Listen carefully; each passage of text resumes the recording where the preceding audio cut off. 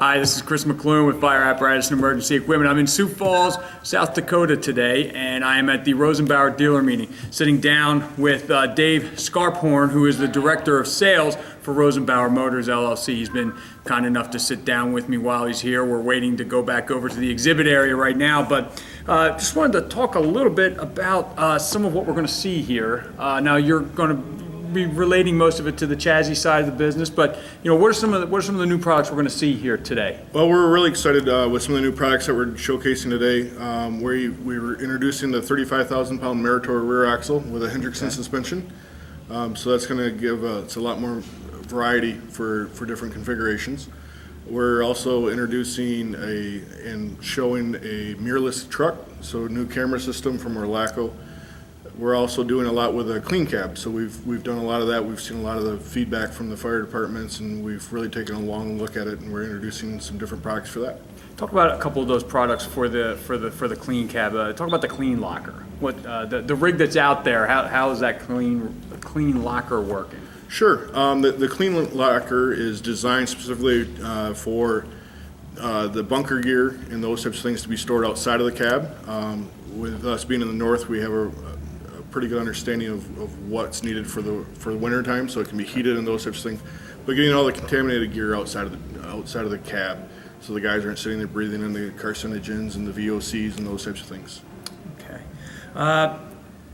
What would you say are some of the biggest challenges right now to fire apparatus builders?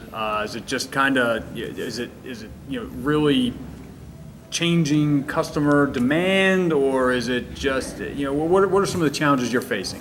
Some of the challenges, like you said, are some of the customer demands. So a lot of customization, which is what we really thrive on. That's what makes the job interesting and a lot of fun, is building that piece of equipment specifically for that customer.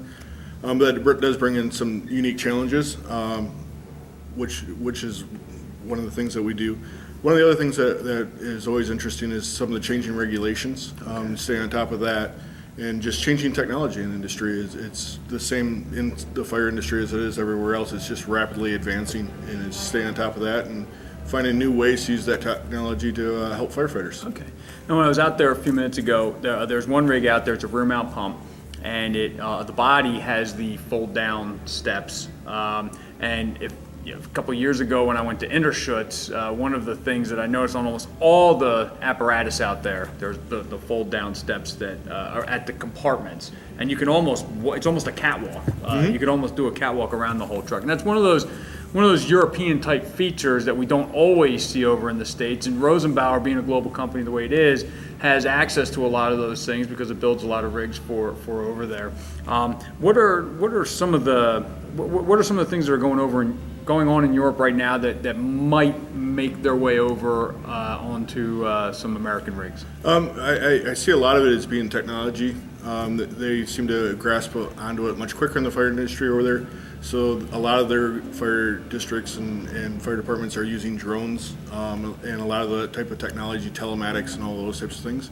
So I see a lot of that information coming towards the States and us really utilizing that in the near future. All right.